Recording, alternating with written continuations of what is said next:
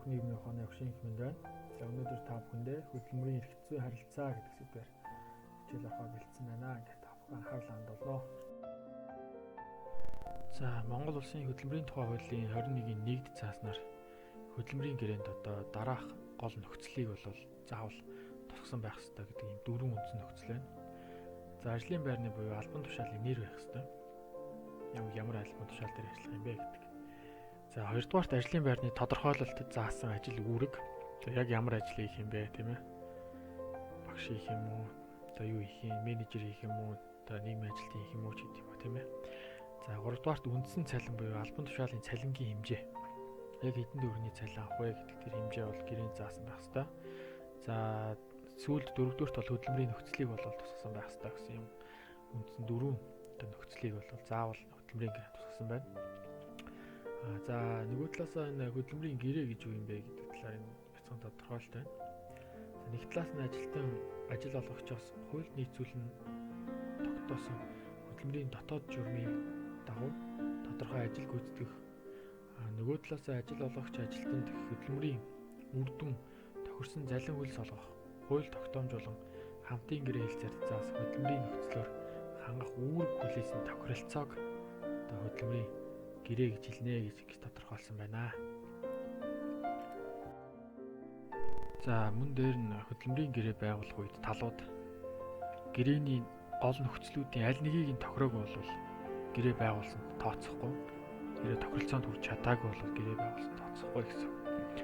За хэрвээ хөдөлмөрийн гэрээг бичгээр байгуулаагүй бол ажилтнаас ажил үүрэг гүйцэтгэхийг шаардаж болохгүй. Энэ бол аман гэрээгээр шууд ажилд ороод ажиллаа хийгээ явна гэсэн тийм бол байхгүй байна.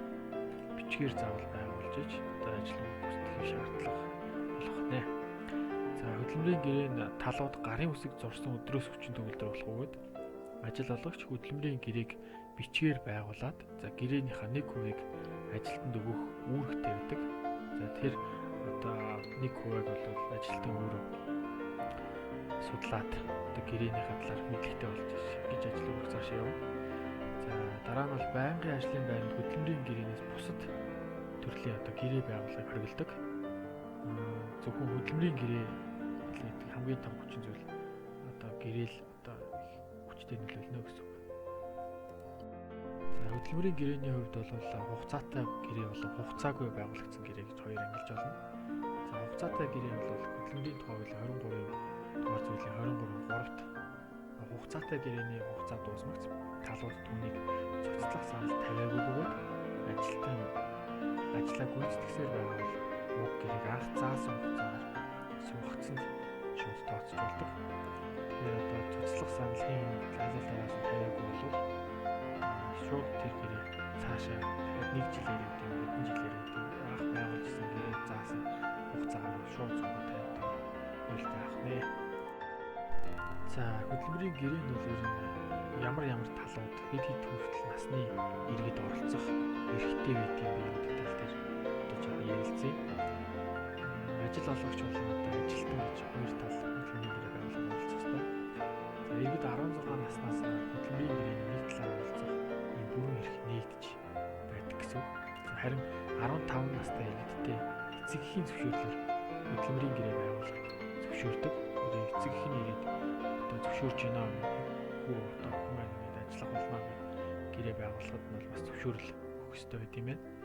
За харин 14 настай хүүхдийн хувьд эцэг их харгалзан дэмжигч болон хөдөлмөрийн асуудал эрхэлсэн төрийн захиргааны байгууллагын зөвшөөрөлтэйгээр 14 насны иргэдтэй тэдэнд мэргэжлийн баримжаа ажлын дадлага олгох зорилгоор хөдөлмөрийн гэрээ байгуулж болно гэж заасан байна. Тэгэхээр одоо зөвхөн гэр бүлийн асуудал байхаас гадна 14 настай иргэдэд бол төрийн захиргааны байгууллагын зөвшөөрөлтэйгээр за мөн дээр нь шаардлага нь бол мэргэжлийн баримжаа ажлын дадлага олгох зорилгоор л хөдөлмөрийн гэрээ байгуулахыг зөвшөөрдөг баг нэ. За Монгол Улсын хөдөлмөрийн тухай хуульд заасан хэд хэдэн заалтуудыг та бүхэн танилцуулъя. За ажилтан бол өдөрт 8 цаг, 7 хоногт 40 цаг хүртэл хугацаагаар ажиллах ёстой. За хөдөлмөрийн гэрээгээр үүссэн хөдөлмөрлөх харилцаа хөдөлмөрийн тухай хуульд заасан үндслээр хугацаанаас нөгөө цуцалж болдог. Хөдөлмөрийн тухай хуульд заасан үндслээр гэж байгаа шүү дээ. За 53 дугаар зүйлийн 1-д илүү цагаар болон 7 хоногийн амралтын өдөр ажилласан ажилтныг нөхөн амраагаагүй бол илүү цагийн хөлсийг 1.5 дахин нэмэгдүүлж олгох ёстой гэсэн юм хуулийн заалт бас байдаг байна. Өмнөх слайдн дээр харагдсан одоо хөдөлмөрийн гэрээ цуцлах заалтууд нь одоо ямар заалтууд байдаг юм бэ гэдэг дээр одоо бүгдээр жоох ярилцъя. За нэгдүгээр бол аж ахуйн нэгж болон түүний салбар нэгж татан буудсан, орондоо хасагдсан эсвэл ажилтны тоог зөөлөх шаардлага гарсан үед хөдөлмөрийн гэрээ цуцлагдана. Хоёрдугаар ажилтан ур чадвар, эрүүл мэндийн хувьд бол гүйцэтгэж байгаа ажил албан тушаалд тэдгээрэн бас тогтоогдсон тохиолдолд цуцлагдана. За ажилтан 60 нас хүрээд өндөр насны төдөртэй гарсан үед мэдээж хөдөлмөрийн гэрээ цуцлагдана. За ажилтан хөдөлмөрийн цахилгаан зөрчлийг давтан гаргасан. Эсвэл хөдөлмөрийн харилцааг шууд зогсоох орондоо хөдөлмөрийн гэрээ шууд заасан ноцтой зөрчил гаргасан тохиолдолд мөнгө болон эд хөрөнгө хариуцсан ажилтан ажил олгогчийн итгэлийг нь алдаад за буруутай үйлдэл, эсвэл гаргасан тохиолдолд тогтоогдсон цуцлагдана. Соёлын тоглолтоор өөр орон тооны ажил албан тушаалд ажиллаж байсан бол цуцлагдана. За контрактад заасан одоо үндслэл бий болсон үед одоо гэрээнд ийм буруу зүйлийг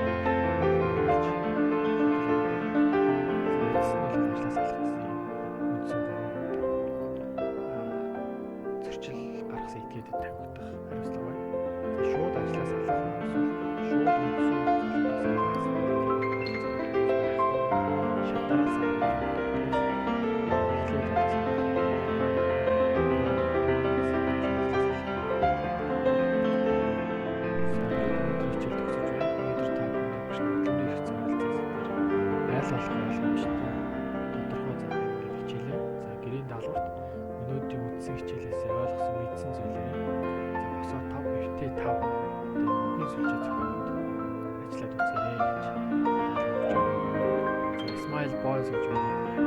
Амжилтанд хүрсэн хүн бүрт сайн төлөв. Хүч хөдөлмөр байдаг бол